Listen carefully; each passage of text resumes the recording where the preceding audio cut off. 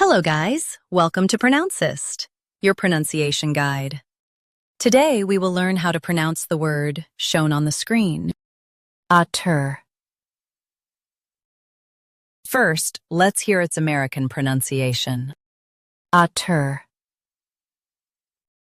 Now, read the syllables of U.S. pronunciation shown on the screen naturally. Ter, OTTER.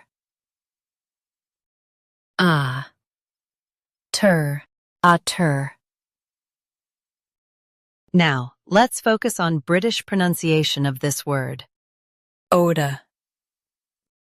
Now, read the syllables of British pronunciation shown on the screen naturally. OTTER.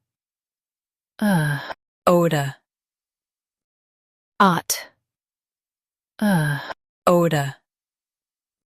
US says UK says oat. OTTER.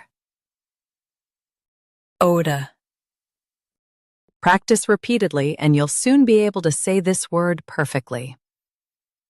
The best way to practice is to repeat the syllable multiple times. The meaning of the word is a playful aquatic animal. Try repeating this word several times to improve your pronunciation. We post daily videos on useful and commonly mispronounced words to help you speak clearly and confidently.